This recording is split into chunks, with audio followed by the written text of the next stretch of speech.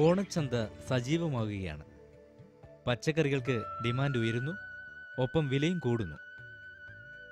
കേരളത്തിലെ കർഷകർക്ക് തങ്ങളുടെ ഉൽപ്പന്നങ്ങൾ ഭേദപ്പെട്ട വിലയ്ക്ക് വിറ്റഴിക്കാൻ ഒരവസരം. ഈ പശ്ചാത്തലത്തിൽ വിപണിയിലേക്ക് പ്രവേശിക്കാൻ തയ്യാറെടുക്കുന്ന ഗ്രാമീണ കൃഷിയിടങ്ങളിലേക്കാണ് കൃഷിദർശൻ കടന്നു ചെല്ലുന്നത്.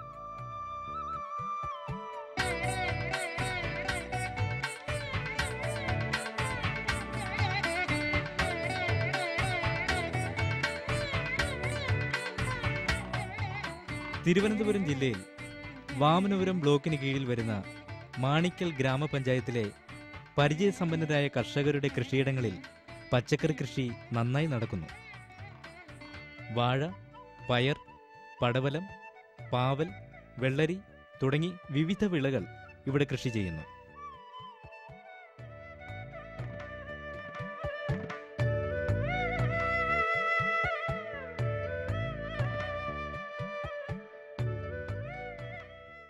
സമഗ്ര പച്ചക്കറി കൃഷി വികസന പദ്ധതി പ്രകാരം മാണിക്കൽ പഞ്ചായത്തിൽ ഇതേ പദ്ധതി നമ്മൾ നടപ്പിലാക്കുന്നുണ്ട്. അതിനും തിരുവനന്തപുരം നമ്മുടെ ഫാർമേഴ്സ് സഹകരണ സംഘത്തിൻ്റെ സംഭാവന വളരെ വലുതാണ്. അവരും ഇവിടെ സഹകരിച്ചിട്ട് നമ്മുടെ നെടുമങ്ങാട്, വാമനപുരം ബ്ലോക്കുകളിലെ കൃഷിക്കാരെല്ലാം സംഘടിപ്പിച്ചുകൊണ്ട് ഒരു സംഘം രൂപീകരിച്ചിട്ടുണ്ട്. ആ സംഘത്തിലൂടെയുള്ള കൃഷിയാണ് നടക്കുന്നത്. ആ കൃഷിയെ സംബന്ധിച്ചിടത്തോളം പറയുകയാണെങ്കിൽ വളരെ നല്ല രീതിയിൽ, കാരണം അവിടുത്തെ കൃഷിക്കാരെന്ന് പറഞ്ഞാൽ വളരെ കൃഷിയുമായി താല്പര്യമുള്ള വലിയ കൃഷിക്കാരാണ്. അവർക്ക് ജൈവ പച്ചക്കറി കൃഷി, കാരണം നമുക്കറിയാം ഈ പച്ചക്കറിയിൽ വളരെയധികം വിഷം അടങ്ങിയിട്ടുള്ള പച്ചക്കറി വസ്തുക്കളാണ് നമുക്ക് അന്യസംസ്ഥാനങ്ങളിൽ വരുന്നത്. അതിന് പുറമെ ജൈവ പച്ചക്കറി കൃഷി ഉൽപ്പാദിപ്പിക്കുക, അത് നമ്മുടെ ജനങ്ങൾക്ക് എത്തിച്ചു കൊടുക്കുക എന്നുള്ള രീതിയിലാണ്.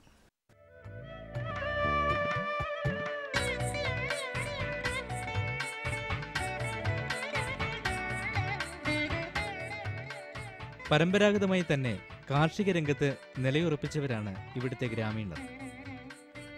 തങ്ങൾ ഏർപ്പെട്ടിരിക്കുന്ന മേഖലയിൽ നല്ല അറിവും പരിചയവും ഇവർക്കുണ്ട്. അതോടൊപ്പം കഠിനാധ്വാനത്തിന് തയ്യാറായ ഒരു മനസ്സുമുണ്ട്.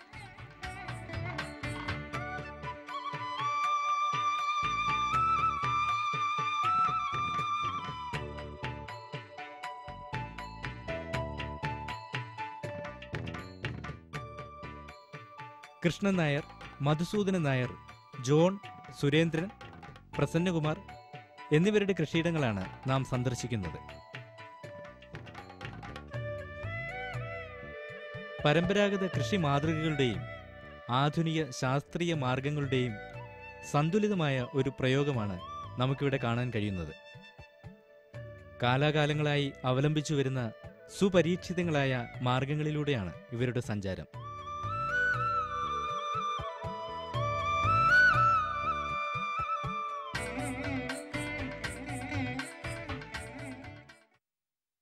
എനിക്ക് ഇപ്പോൾ 1.5 ഏക്കർ കൃഷിയുണ്ട്. അത് മൊത്തം പാട്ടത്തിനാണ്, സ്വന്തം സ്ഥലമല്ല, പാട്ടത്തിനെടുത്ത് കൃഷി ചെയ്യാണ്. ഒരു പറ നിലത്തിന് 3000 രൂപ പാട്ടം കൊടുക്കണം വർഷം. അടുത്ത കൃഷിയാണ്. ഞാനൊരു 10-20 വർഷം കൊണ്ട് ചെയ്തുകൊണ്ടിരിക്കുകയാണ്. ഇത് തന്നെയാണ് എൻ്റെ ജോലി. ആദ്യമായിട്ട് ശ്രദ്ധിക്കേണ്ട വിത്ത് തിരഞ്ഞെടുക്കലാണ്. നല്ല ഇനം വിത്ത് വേണം. നല്ല രീതിയിൽ നല്ല പഠിപ്പ് കിട്ടി വിളവ് കിട്ടണമെങ്കിൽ നല്ല ഇനം വിത്ത് തന്നെ വേണം. പിന്നെ വളപ്രയോഗം, ജൈവവളം, ചാണകം, കോഴിവളം, രാസവളവും മാത്രമായിട്ടിടും. അങ്ങനെയാണ് നമ്മൾ കൃഷി ചെയ്തുകൊണ്ടിരിക്കുന്നത്.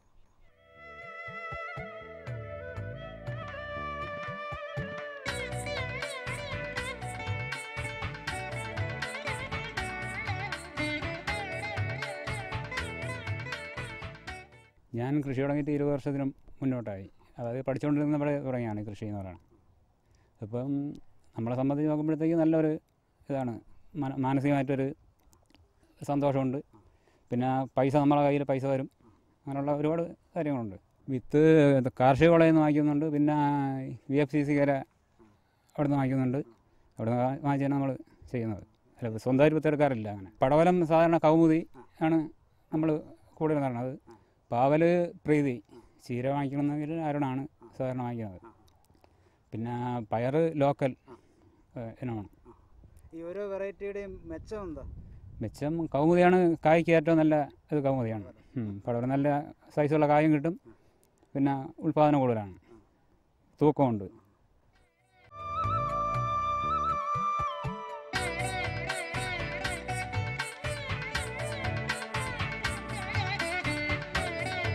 ഏതാണ്ട് പൊതുവായ കൃഷിരീതികളാണ് എല്ലാവരും അവലംബിച്ചിട്ടുള്ളത്. 2 ഏക്കറിൽ താഴെയുള്ള പാട്ടകൃഷിയിടങ്ങളിലാണ് ഇവർ വിളയൊരുക്കുന്നത്.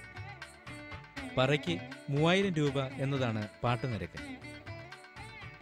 മിക്കവാറും വെള്ളത്തിന് വലിയ മുട്ടില്ലാത്ത സ്ഥലങ്ങളാണ് ഇവയെല്ലാം. നിർദ്ദിഷ്ട രാസവളങ്ങളും കാലിവളവുമാണ് പ്രധാനമായും പ്രയോഗിക്കുന്നത്. വലിയ തയ്യാറെടുപ്പുകളോടെയാണ് ഓരോ സീസണിലും ഇവർ കൃഷിപ്പണി ആരംഭിക്കുന്നത്. മണ്ണൊരുക്കലും നടിയിലും പന്തൽപ്പണിയും കീടനിയന്ത്രണവും ജലസേചനവുമെല്ലാം തന്നെ കർഷകന്റെ ശ്രദ്ധ ആവശ്യപ്പെടുന്ന കാര്യങ്ങളാണ്. ഇവയ്ക്കെല്ലാം വേണ്ടിവരുന്ന ചെലവും അതിഭീമമാണ്. അതേസമയം കായികാധ്വാനം ആവശ്യമുള്ള ജോലികൾക്ക് ഇപ്പോൾ ആളെ കിട്ടാനില്ലാത്ത അവസ്ഥയാണ്. അഥവാ കിട്ടിയാൽ തന്നെ അത് കൃഷിച്ചെലവ് ഉയർത്താനേ ഉതകൂ. ഈ ഒരു സാഹചര്യത്തിൽ കഴിയുന്നത്ര ജോലി സ്വയം ഏറ്റെടുത്തുകൊണ്ടാണ് ഇവർ ലാഭത്തിന്റെ കള്ളിയിൽ അക്കങ്ങൾ എഴുതി ചേർക്കുന്നത്.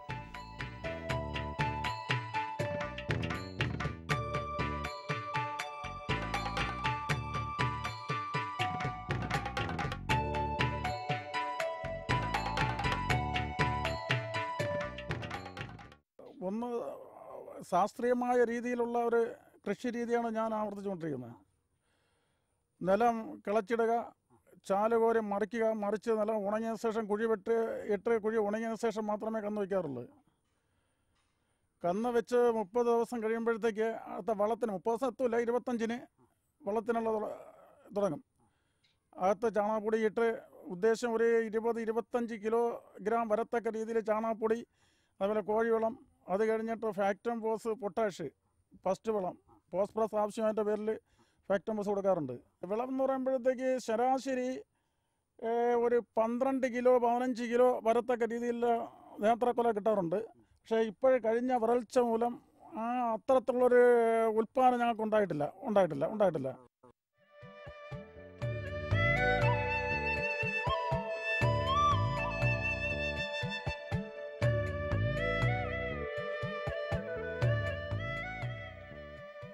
വേനൽക്കാലത്ത് വരൾച്ച എന്നതുപോലെ മഴക്കാലത്ത് അതിവർഷം കൊണ്ടും നഷ്ടം സംഭവിക്കുന്നു. പിന്നെ രോഗങ്ങൾ കൊണ്ടും കീടബാധകൾ കൊണ്ടുമുള്ള നഷ്ടങ്ങൾ വേറെയും.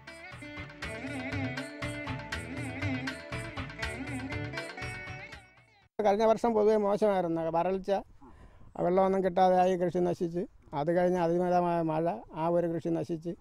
അത് ഇത് തന്നെ ഇപ്പോൾ ആദ്യമായിട്ട് വലിയ പാടായിരുന്നു ശരിയാക്കി എടുക്കാൻ, മഴയേറെ കൂടുതലുണ്ട്. ഇപ്പോൾ അതിന് ശേഷം മഴ മാറിയതിന് ശേഷമാണ് ഒന്ന് രക്ഷപ്പെട്ടു വന്നിരിക്കുന്നത്. നമ്മളെ കാലാവസ്ഥ അതിജീവിച്ചുള്ള കൃഷിയില്ല, അല്ലാതെ നമുക്ക് വേറെ മാർഗ്ഗങ്ങളൊന്നും ഇല്ലല്ലോ. തമിഴ്നാട്ടിലെ പോലെ, തമിഴ്നാട്ടിലെന്ന് പറഞ്ഞാൽ അവിടെ മഴയില്ല, അവർക്ക് വെള്ളം കനാൽ വഴി വെള്ളം കിട്ടും, അവർക്ക് കൃഷി ചെയ്യാൻ അവർക്ക് ദോഷമൊന്നും വരില്ല. നമ്മൾ കൃഷി ചെയ്ത് ഇതെല്ലാം ശരിയാക്കി എടുക്കുന്ന സമയത്തായിരിക്കും മഴ ചതിക്കുന്നത്. അപ്പോൾ നമ്മളെല്ലാം പോകും. ഇവിടെയൊക്കെ വെള്ളം കയറും. കഴിഞ്ഞ വർഷം ഒരു വെള്ളം വലുതായിട്ട് കയറി തട്ടിനൊപ്പം മണ്ട വരെ വെള്ളം കയറി നശിച്ചു പോയ സ്ഥലമാണ് ഇവിടെ. അമിതമായ മഴ പെയ്ത് മഴ പെയ്ത് നശിച്ചു പോയി, ഒരുപാട് കൃഷി നശിച്ചു പോയി ഇവിടെ.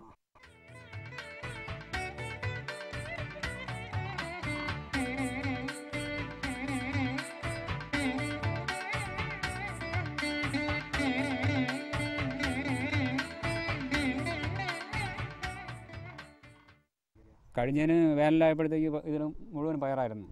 അത് മുഴുവനും വെള്ളം കിട്ടാതെ നശിച്ചു പോയി. നമുക്ക് ഒരു 5 പൈസ കിട്ടിയിട്ടില്ല. അപ്പോഴേ സ്കീമില്ലായിരുന്നു. അതാണ് വേറെ അവരെ കുറ്റം പറഞ്ഞൊരു കാര്യമല്ല. മറ്റേ അവർ പറഞ്ഞ് ഇപ്പം ഇതിൻ്റെ വേനൽക്കാലത്തിൻ്റെ വെച്ചേ ഇതില്ലെന്ന് പറഞ്ഞു, മറ്റേ സ്കീം വന്നിട്ടില്ലെന്ന് പറഞ്ഞു.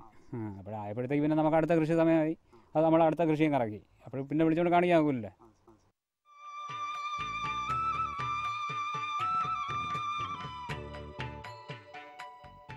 പദ്ധതികൾ പലതുണ്ടെങ്കിലും എല്ലാ സന്ദർഭങ്ങളിലും സർക്കാർ സഹായം ഒരുപോലെ കർഷകനെ പിന്തുണയ്ക്കുന്നില്ല എന്നാണ് കർഷകരുടെ പ്രതികരണങ്ങളിൽ നിന്ന് നാം മനസ്സിലാക്കുന്നത്. സർക്കാർ വകുപ്പുകളും ഏജൻസികളും കർഷകരോടൊപ്പം ഉണർന്നു പ്രവർത്തിച്ചാലേ കേരളത്തിലെ സാഹചര്യങ്ങളിൽ കാർഷിക പുരോഗതി കൈവരിക്കാനാകൂ.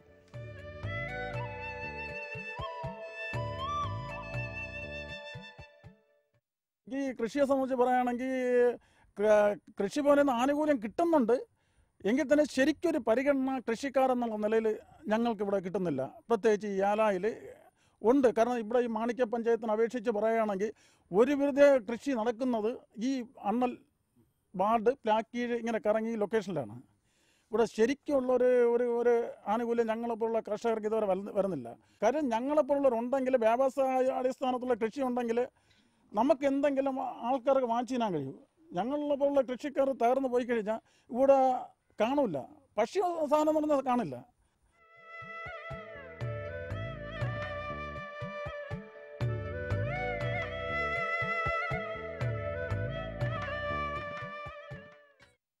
വെള്ളത്തിനൊന്നും ഇവിടെ വലിയ കുഴപ്പമില്ല. പിന്നെ വേനൽ വരുമ്പം ഒട്ടും കാണൂല, പട്ടങ്ങ് പോവും. ഇത്രയേ ഉള്ളൂ. കഴിഞ്ഞ കൃഷിയൊക്കെ പോയി, നഷ്ടമാണ്. ആരും ഒരു സഹായവും ഇല്ല നമുക്ക്.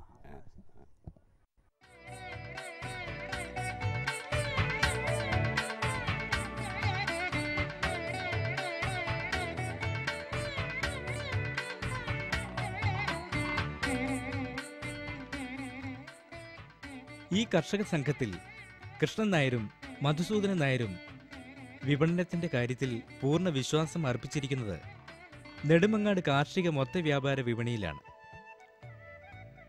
ഇവർ സ്ഥിരമായി തങ്ങളുടെ ഉൽപ്പന്നങ്ങൾ വിൽക്കുന്നത് നെടുമങ്ങാട് കാർഷിക മാർക്കറ്റിലാണ്. കാർഷിക മാർക്കറ്റിലെ ലേലച്ചന്തയിൽ തങ്ങളുടെ ഉൽപ്പന്നങ്ങൾക്ക് തരക്കേടില്ലാത്ത വില കിട്ടുന്നു എന്നാണ് ഇവർ പറയുന്നത്.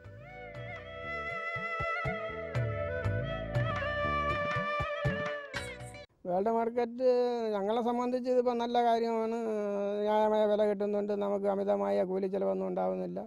നമ്മൾ വണ്ടി വിളിച്ച് അവിടെ കൊണ്ടു ചെന്നാൽ മതി, അവർ ഇറക്കിക്കോളും, തൂക്കിക്കോളും, ബില്ല് എഴുതി തന്നോളും, വണ്ടി വാടക വരെ അവർ തരും. ഒരു ബുദ്ധിമുട്ടും നമ്മൾ അനുഭവപ്പെടുന്നില്ല. നല്ല സഹകരണം തന്നെയാണ് ഉണ്ടാകുന്നത്.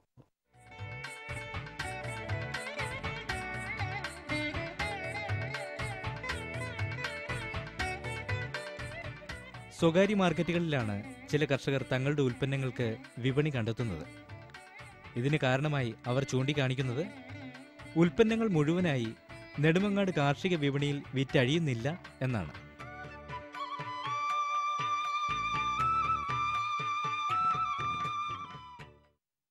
എൻ്റെ സാധനം എടുക്കുമ്പോഴത്തേക്ക് ഏത് മാർക്കറ്റിലായാലും ശരി അവരെ കംപ്ലീറ്റ് എടുത്തിരിക്കണം. പച്ചക്കറി ആയാലും ശരി, പയറായാലും 150-200 കിലോ ഒരു അടപ്പൻ എനിക്ക് വരും. അത് ഞാൻ കൊണ്ടുപോയാലും അവരെ എടുക്കാം. അപ്പോൾ വേൾഡ് മാർക്കറ്റിൽ ഇത്രയും ഒരാളിൽ നിന്ന് മാത്രം അവർക്ക് സഹകരിക്കാൻ കഴിയില്ല. അതുകൊണ്ട് ഞാൻ മറ്റുള്ള മാർക്കറ്റുകളിൽ ബിസിനസ് കച്ചവടക്കാരെ പിടിച്ചിട്ട് അവർക്ക് കൊടുക്കുകയാണ്.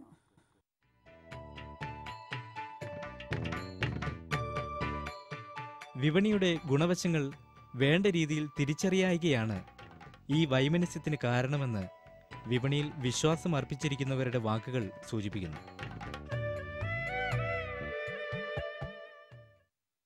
വിപണിയായിട്ട് കൃഷി ചെയ്യുന്ന ഞങ്ങൾ 2 പേർ മാത്രമേ ഉള്ളൂ ഇവിടെ.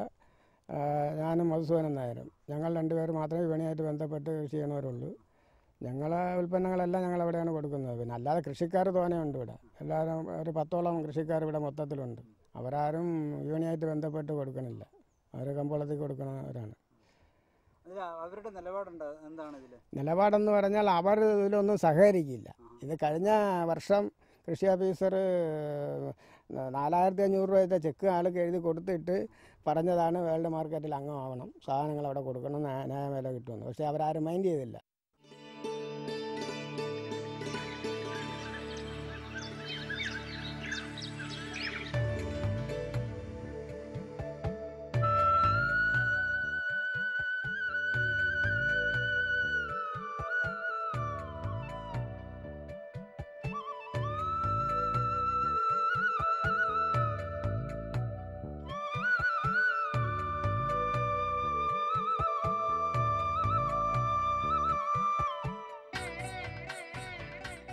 കർഷക സമൂഹത്തിന്റെ മുഴുവൻ വിശ്വാസം ആർജിക്കുക എന്നത് ഇത്തരം പ്രസ്ഥാനങ്ങളുടെ വിജയത്തിന് അത്യന്താപേക്ഷിതമാണ്.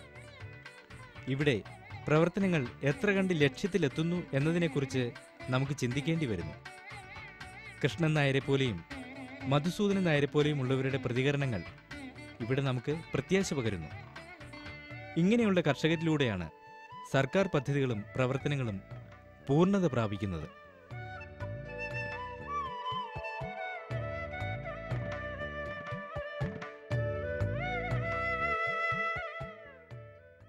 പടവലം കുഴപ്പമില്ല. ഇതാണ് എൻ്റെ പടവലം.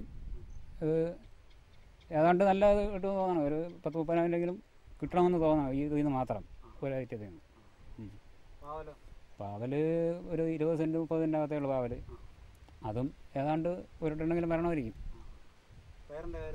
പയർ ഇത് രണ്ടാമത് ആദ്യം നട്ടത് നശിച്ച് പോയി, രണ്ടാമത് നട്ടേക്കണതേ ഉള്ളൂ. അതിനിപ്പം ഓണം കഴിഞ്ഞിട്ടേ ആവുള്ളൂ. ഒരു പ്രത്യേക സീസണിന് വേണ്ടി ഉള്ളതാണ്. ഇപ്പോൾ കൃഷി വകുപ്പിൻ്റെ നിങ്ങളോടുള്ള സമീപനമോ അല്ല സഹായങ്ങളോ? സഹായം കിട്ടുന്നുണ്ട്. നമുക്ക് കൃഷി ഓഫീസർ നല്ല സഹായമാണ്. പിന്നെ അതാണ് വാർഡ് മെമ്പർമാരൊക്കെ എല്ലാ കാര്യങ്ങളുണ്ട് നമ്മളുടെ പറയുന്നുണ്ട്. എല്ലാം നല്ല ക്ലിയർ ആയിട്ട് പോകാനാണ്. ഇവിടെ നമ്മൾ നെടുമങ്ങാട് വേൾഡ് മാർക്കറ്റിലാണ് സാധനം കൊടുക്കുന്നത്. അത് നമുക്ക് മാന്യമായ വില കിട്ടുന്നുണ്ട്. ഇപ്പോൾ ഇതുവരെ അങ്ങനെ അല്ലായിരുന്നു. കമ്പോളത്തിൽ കൊണ്ടുവന്ന് കണ്ട വിലയ്ക്ക് കൊടുക്കുക, പിന്നെ കടക്കാശ് കണ്ടമാനം കൊടുക്കുക, പിന്നെ യൂണിയൻകാർ അമിതമായ പൈസ വാങ്ങിക്കുക, വണ്ടി വാടക, ഇതെല്ലാം കൂടെ കഴിച്ച് ഞങ്ങൾക്ക് ഒന്നും കിട്ടാറില്ലായിരുന്നു. ഇപ്പോൾ ഞങ്ങൾ വേൾഡ് മാർക്കറ്റിലാണ് കൊടുക്കുന്നത്. അവിടെ ഇതൊന്നുമില്ല, ഒരു പൈസ നമുക്ക് ചിലവില്ല, വണ്ടി വാടക വരെ തരും. ഇപ്പം നമ്മൾ അവിടെയാണ് കൊടുക്കുന്നത്. ഇപ്പം വലിയ കുഴപ്പമില്ലാതെ പോകുന്നുണ്ട്.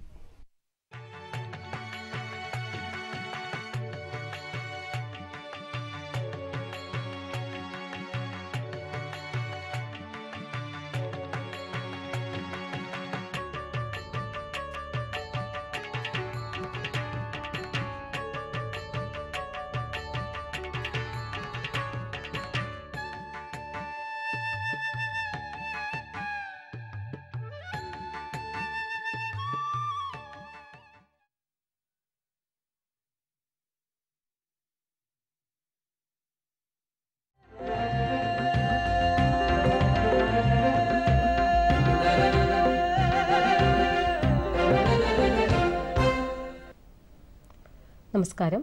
ദൂരദർശൻ കാർഷിക വാർത്തകളിലേക്ക് സ്വാഗതം. പ്രധാന വാർത്തകൾ.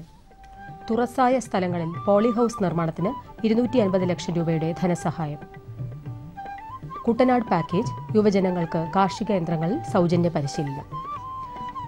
വാർത്തകൾ വിശദമായി. സമഗ്ര പച്ചക്കറി വികസന പദ്ധതിയുടെ ഭാഗമായി തുറസായ ഇടങ്ങളിൽ പോളി ഹൗസ് ഹൈടെക് കൃഷിക്ക് 250 ലക്ഷം രൂപയുടെ ധനസഹായം.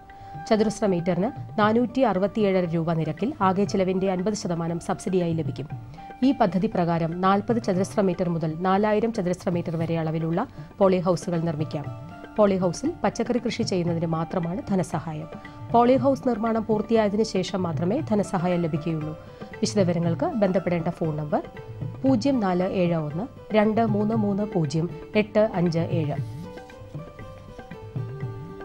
തിരുവനന്തപുരം കുടപ്പനക്കുന്ന് മൃഗസംരക്ഷണ കേന്ദ്രത്തിൽ ഈ മാസം 11-12 തീയതികളിൽ നടത്താൻ നിശ്ചയിച്ചിരുന്ന ആടുവളർത്തൽ പരിശീലനം ഒക്ടോബർ 8-9 തീയതികളിലേക്ക് മാറ്റിവെച്ചു.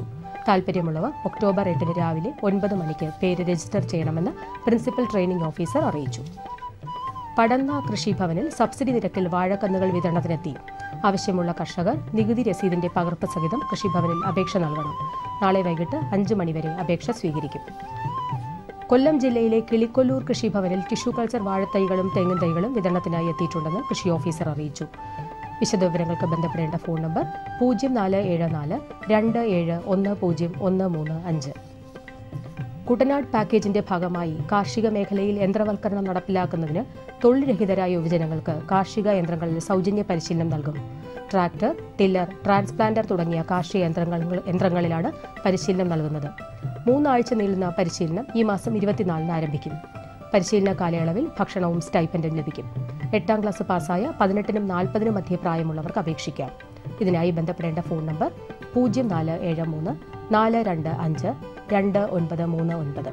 മറ്റൊരു നമ്പർ 9447 13900. കാഞ്ഞങ്ങാട് നഗരസഭയിൽ കൃഷിഭവൻ മുഖേന നടപ്പിലാക്കുന്ന ജൈവകൃഷി പദ്ധതിയിലേക്കുള്ള രജിസ്ട്രേഷൻ തുടങ്ങി. റേഷൻ കാർഡ്, നികുതി രസീത്, ബാങ്ക് പാസ്ബുക്ക് എന്നിവയുടെ പകർപ്പുകൾ ഉൾപ്പെടെയാണ് രജിസ്റ്റർ ചെയ്യേണ്ടത്. മത്സ്യസമൃദ്ധി പദ്ധതി പ്രകാരം തിരുനെല്ലി, മാനന്തവാടി ഗ്രാമപഞ്ചായത്തുകളിൽ 11-ാം തീയതി മത്സ്യക്കുഞ്ഞുങ്ങളെ വിതരണം ചെയ്യും. കർഷകർ ഫാമേഴ്സ് ക്ലബ് അംഗത്വ രസീതുമായി വന്ന് മത്സ്യക്കുഞ്ഞുങ്ങളെ കൈപ്പറ്റണം.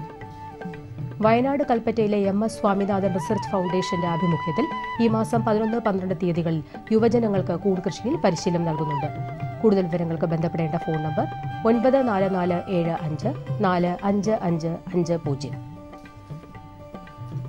കർഷകർക്കുള്ള നിർദ്ദേശങ്ങൾ. തെങ്ങിന് കൂമ്പുചീയൽ രോഗബാധയുള്ളതായി കണ്ടാൽ അഴുകിയ ഭാഗം ചെത്തി വൃത്തിയാക്കി ബോഡോ കുഴമ്പ് തേച്ച് വായ് വിസ്താരമുള്ള ചട്ടി കൊണ്ട് കമഴ്ത്തി മൂടുക. കാറ്റുവീഴ്ചയുള്ള സ്ഥലങ്ങളിൽ ഓല ചീയൽ രോഗം പടരാൻ സാധ്യത കൂടുതലാണ്. തളിരില്ല അഴുകുകയും വിടരുന്നതോടെ വേർപെട്ടു പോവുകയും ചെയ്യും. ഇതിനെതിരെ ബോഡോ മിശ്രിതം, കോപ്പർ ഓക്സിക്ലോറൈഡ്, ഡൈത്തേൻ M45 എന്നീ കുമിൾനാശിനികൾ ഉപയോഗിക്കാം. കൂടാതെ കൂമ്പിൽ 3 ഗ്രാം ഡൈത്തേൻ M45 അല്ലെങ്കിൽ 3 മില്ലി കോണ്ടാഫ് എന്നിവയിലൊന്ന് 300 മില്ലി വെള്ളത്തിൽ കലക്കി ഒഴിക്കുക. അഴുകിയ കൂമ്പോലയുടെ ഭാഗം വെട്ടി ചുടുകയും ചെയ്യാം. അടുത്തതായി കമ്പോള നിലവാരം. റബ്ബർ RSS 4 ക്വിൻ്റലിന് 18,700 രൂപ, റബ്ബർ RSS 5 ക്വിൻ്റലിന് 18,250 രൂപ, വെളിച്ചെണ്ണ ക്വിൻ്റലിന് 8,000 രൂപ, കുരുമുളക് ക്വിൻ്റല് 40,900 രൂപ, നാളികേരം തൊണ്ടോട് കൂടിയത് 1000-ന് 6,500 രൂപ, നാളികേരം തൊണ്ടില്ലാതെ 1000-ന് 9,000 രൂപ. കമ്പോള അവലോകനം. കുരുമുളക് വിപണി കൊച്ചിയിൽ ഗാർബിൾഡ് കുരുമുളക് ക്വിൻ്റലിന് 42,900 രൂപ, അൺഗാർബിൾഡ് കുരുമുളക് 40,900 രൂപ. കുരുമുളക് വിപണി കൽപ്പറ്റയിൽ ചേട്ടൻ കുരുമുളക് ക്വിൻ്റല് 40,400 രൂപ, വയനാടൻ കുരുമുളക് 40,700 രൂപ. കൊപ്ര വിപണി കോഴിക്കോട് 5,575 രൂപ, തളിപ്പറമ്പ് 5,200 രൂപ. വെളിച്ചെണ്ണ കണ്ണൂർ 8,600 രൂപ, കോട്ടയം 8,400 രൂപ, ആലപ്പുഴ 8,000 രൂപ. കാലാവസ്ഥ. കണ്ണൂർ കൂടിയ താപനില 28.9 ഡിഗ്രി സെൽഷ്യസ്, കുറഞ്ഞ താപനില 23.3 degree Celsius. Kozhikode 30.9, 23.9, Kochi 29.8, 22.6, Alappuzha 30, 23, Punalur 30.5, 22, Thiruvananthapuram 29.6, 21.9 degree Celsius. ഇതോടെ ഇന്നത്തെ കാർഷിക വാർത്തകൾ സമാപിച്ചു. നമസ്കാരം.